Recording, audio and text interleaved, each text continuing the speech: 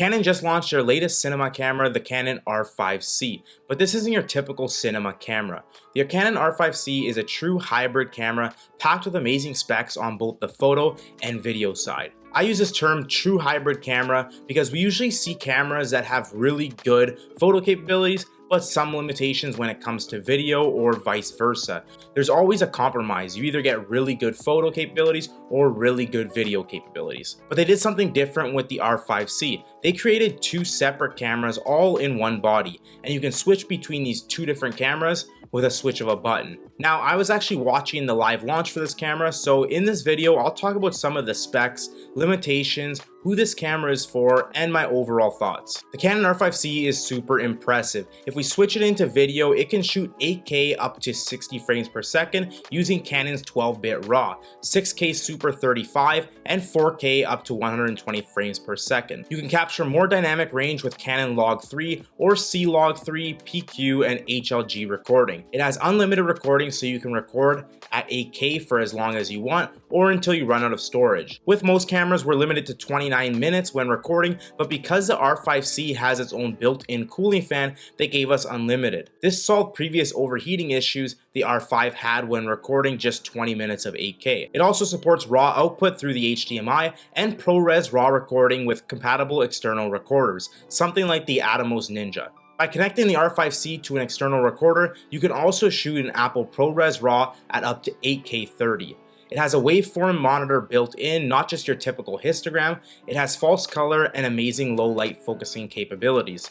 On the photo side, it can take 45 megapixel dual pixel RAW photos. You can get 12 frames per second with the mechanical shutter or 20 frames per second with the electronic shutter, which is pretty fast. The camera as a whole has great autofocusing, just like the entire R series mirrorless lineup, with eye and face detection as well as animal eye detection like cats, dogs, birds, and you even have vehicle detection for cars and motorcycles. As for design, the camera is a bit bulkier than the R, R6, and R5, but the size doesn't really add any extra weight. The R5 weighs 1.62 pounds, the R5C weighs 1.7 pounds. That extra bulk is because of the added cooling fan. The camera has an RF mount because it is in the R lineup, so we have access to Canon's latest lenses and older ones using the EF to RF adapter. It has dual SD card slots, one CF Express and one SD UHS 2 slot. The R5C also has a multi-accessory shoe for microphones or flash triggers, but also support for the Tascam Pro XLR microphone adapter.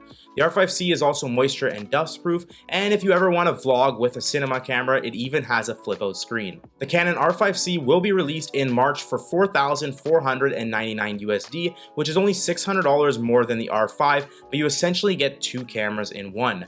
Pre-orders for the camera are open now, so I'll leave a link in the description if you want to check it out. Now, like I said, I was watching the live launch for this camera, and there were a few things that were mentioned that could be seen as a limitation to some people. First one being that the camera uses the same LP, E6, and H batteries as the R5, which means they don't have enough power to operate the lens mount in some video modes, which are 8K or 5.9K above 30 frames per second, or in 2.9K Super 16 above 60 frames per second.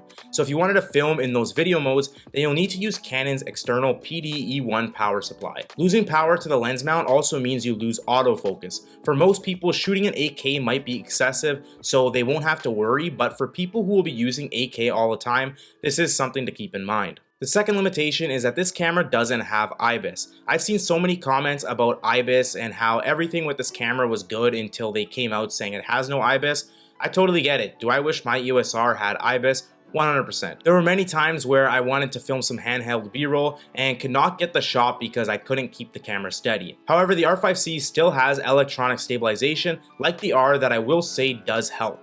You can also get that extra bit of stabilization by using a lens with a built-in stabilization. Most cinema cameras don't have IBIS anyway because they're always on some sort of crane or gimbal, and if you're using gimbals, you want to turn off IBIS anyway so you don't have any footage that looks wonky. The last con would be that the R5C has the same micro HDMI port as the R5 and the R6, which should have been a full-size HDMI like most cinema cameras, or at least a mini HDMI like the EOS R. But out of the entire product launch, those were really the only limitations or cons I was able to pick out. So who's this camera for? I think the Canon R5C is for those hybrid shooters. If you're a wedding photographer who offers video as part of their package, I think this camera is great for you. If you're a videographer who can't afford the super expensive cinema cameras, then this will be the best you can get for that price.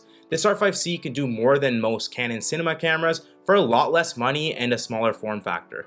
Even for someone like me who is a photographer but also makes video content as well, with its amazing photo and video capabilities, I can definitely say that the R5C would be nice to have. With that being said, I'm going to go ahead and wrap up this video. If you want to see a hands-on review, I'll link a few videos down below from a couple channels who all did amazing in-depth reviews on this camera. Again, if you want to check out the pre-order page, the link is down below. I'd love to hear your thoughts on the Canon R5C and who you think it was made for, so drop a comment down below. If you want to see more photography content like this, make sure you hit that like button, make sure to subscribe, and hit that bell to be notified when I post a new video.